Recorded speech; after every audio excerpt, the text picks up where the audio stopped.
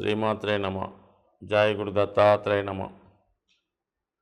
ఈ వీడియోలో మనం ఫిబ్రవరి 5వ తారీఖున సుమారు రాత్రి 10 గంటలకు ధనుస్సు రాశి నుంచి మకర రాశిలోకి మారబోతున్న కుజగ్రహ ప్రభావం కర్కాటక రాశి వారి మీదకి ఏ విధంగా ఉండబోతుంది అన్న విషయాన్ని మనం తెలుసుకుందాం.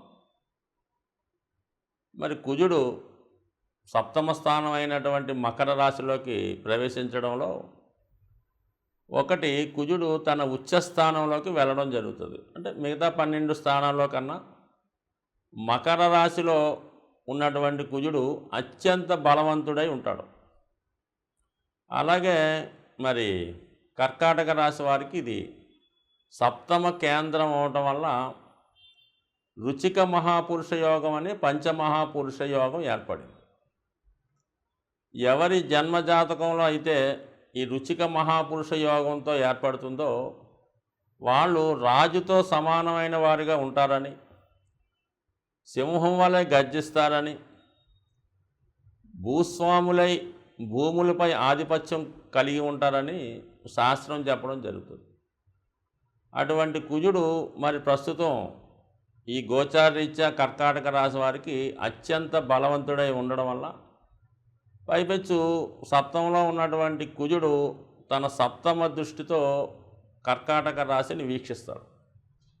సో ఈ కారణం వల్ల జాతకుడికి ఒక విధమైనటువంటి ధైర్యం ఏర్పడుతుంది, సెల్ఫ్ కాన్ఫిడెన్స్ పెరుగుతుంది, ఎంత గొప్పవాడినైనా ఎదిరించగలిగే శక్తి సామర్థ్యాలు జాతకుడికి రావడం జరుగుతుంది.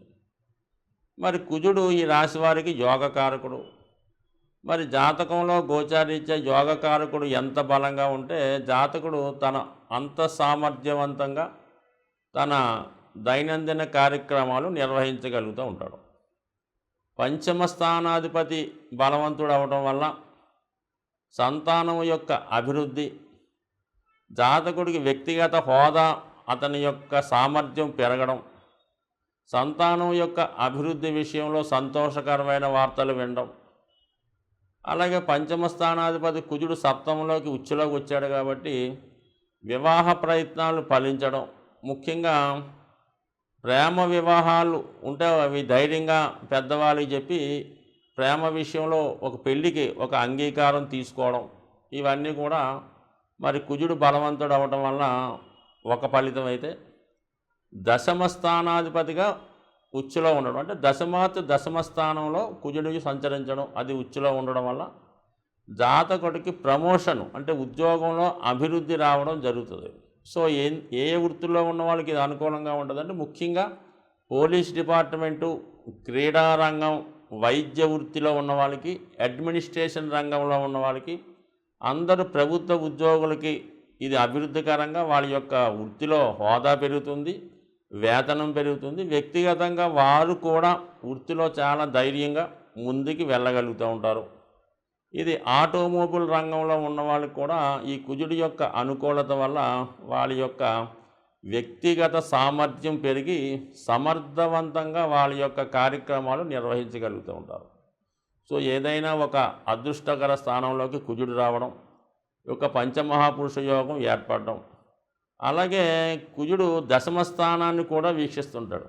బలవంతుడైనటువంటి కుజుడు దశమ స్థానంలో వీక్షించడం వల్ల ఏంటంటే నిరుద్యోగులకి ఉపాధి అవకాశాలు పెరుగుతాయి.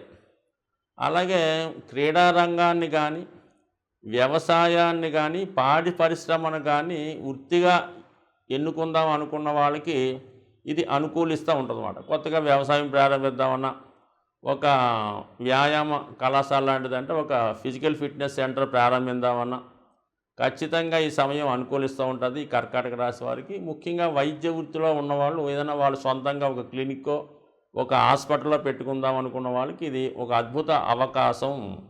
అలాగే వృత్తిలో పాటు అదనపు ఆదాయం కూడా ఈ సమయంలో ఈ రాశి వారికి ఏర్పడే అవకాశం ఉన్నది కాబట్టి ధైర్యంగా ముందుకు వెళ్ళవచ్చు హ్యాపీగా. సో ఇక వివాహ సంబంధించిన విషయాల్లో కూడా మరి గత కొంతకాలంగా వాయిదా పడుతున్నది ఒక నిర్ణయానికి తీసుకోవడం జరుగుతుంది. అసలు జన్మజాతకంలో కుజుడు బలంగా ఉంటేనే జాతకుడు వివాహానికి అంగీకరిస్తాడు. వివాహం తర్వాత అతని వివాహ జీవితం సౌఖ్యవంతంగా ఉంటుంది. అలాగే వృత్తి సంబంధించిన విషయాల్లో, ఉద్యోగ సంబంధించిన విషయాల్లో జాతకుడు నిలదొక్కుంటాడు. అలాగే సంతానం కలగాలంటే కంపల్సరిగా కుజుని యొక్క బలం ఉండాలి. కుజుని వల్లే సర్పదోషం ఏర్పడుతుంది. అలాగే కుజదోషం కూడా ఏర్పడుతూ ఉంటుంది. అలాగే రుచిక యోగం ఏర్పడుతుంది. అలాగే చంద్రమంగళ యోగం కూడా ఏర్పడుతుంటుంది. అనేక యోగాలు కుజుని వల్ల ఏర్పడితే ముఖ్యంగా ఈ కుజదోషం సాధారణంగా కుజుడు వ్యక్తి యొక్క జీవన విధానంలో దశాశిష్టం అది పక్కన పెడితే వ్యక్తికి 16వ సంవత్సరం దగ్గర నుంచి 28వ సంవత్సరం మధ్యకాలంలో ఎక్కువగా కుజుడి యొక్క ప్రభావం స్త్రీలపైన కానీ పురుషులపైన కానీ ఉండే అవకాశం ఉంది. కాబట్టి సాధారణంగా కుజదోషం జన్మజాతకంలో ఉంటే అది 28వ సంవత్సరం వరకు మాత్రమే వర్తిస్తుందని, అంటే 28వ సంవత్సరంలోనే వివాహం జరగడం సాధారణంగా అప్పుడే జరిగేది. కాబట్టి 28వ సంవత్సరం తర్వాత కుజదోషాన్ని పరిగణలోకి తీసుకోవాల్సిన అవసరం అయితే ఎట్టి పరిస్థితుల్లో కూడా లేదు. అయితే కేవలం వివాహ విషయంలో కాకుండా అనేక విషయాల్లో కుజుని యొక్క ప్రభావం ఉంటుంది కాబట్టి కొంతమంది దాన్ని అలా కన్సిడర్ చేస్తుంటారు. కానీ శాస్త్ర ప్రకారం అయితే 28 తర్వాత కుజదోషం వర్తించదు.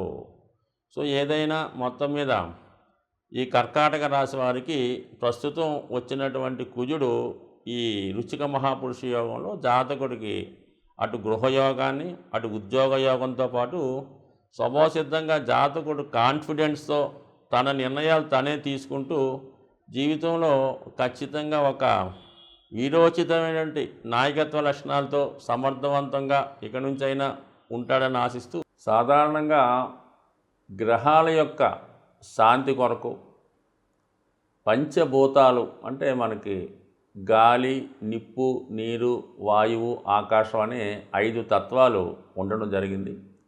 దీన్నే మనం ఈ పూజాధికారులు నిర్వహించేటప్పుడు పంచోపచార పూజ అని చేయడం జరుగుతూ ఉంటుంది.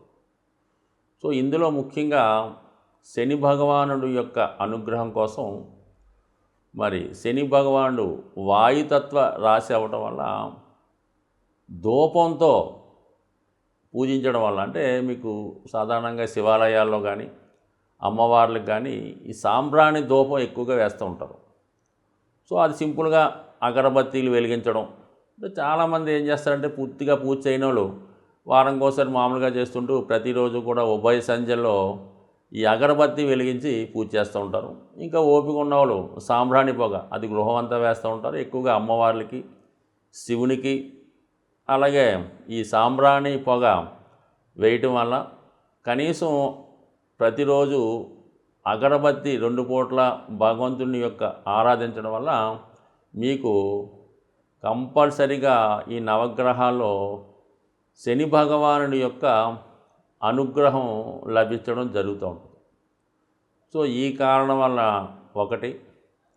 అలాగే ప్రతిరోజు కూడా ఈ గృహంలో నిరంతరం ఏదో భగవంతుని యొక్క నామస్మరణ మోగే విధంగా, అంటే గతంలో కొన్ని చిన్న చిన్న బాక్సులాగా ఉంటే ఏదో ఓం నమో నారాయణయో, ఓం శివాయ ఏదో చదువుతూ ఉంటాయి. సో అటువంటి కూడా గృహంలో ఉండడం వల్ల ఏంటంటే పాజిటివ్ ఎనర్జీ ఆ గృహంలో ఉండడం జరుగుతూ ఉంటుంది. కాబట్టి సాధ్యమైనంత వరకు శని భగవానుడి యొక్క అనుగ్రహం కావాలంటే ఆ గృహం చాలా పరిశుభ్రంగా ఉండాలి.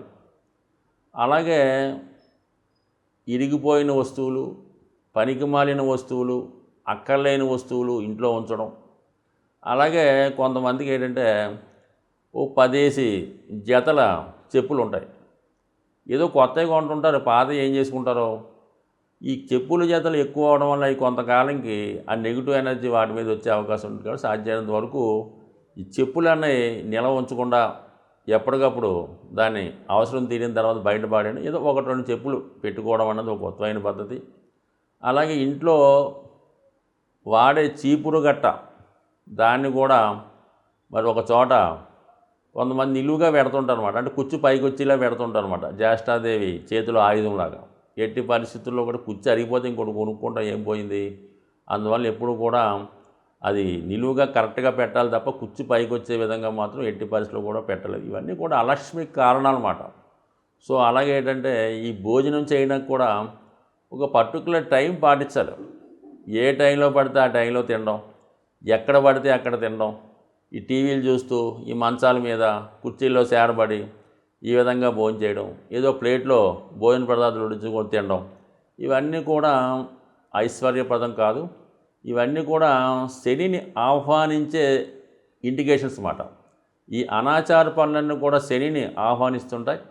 అలాగే శుభ్రమైనగా ఉండడం, శుభ్రంగా భోజనం చేయడం, అలాగే ఆహార పదార్థాలు కూడా జాగ్రత్తగా వినియోగించడం, ఇవన్నీ కూడా లక్ష్మీదేవి అనుగ్రహానికి పాత్రలు అవుతూ ఉంటాయి. కాబట్టి సో ఏదైనా శని భగవానుడి యొక్క అనుగ్రహం కావాలనుకున్న వాళ్ళు ప్రతి పని కూడా పద్ధతి ప్రకారం నియమానుసారం చేసుకోవడం వల్ల వాళ్ళు కంపల్సరీగా శని భగవానుడు టాప్ రేంజ్లోకి తీసుకెళ్లే అవకాశం ఉంటుంది. స్వస్తి.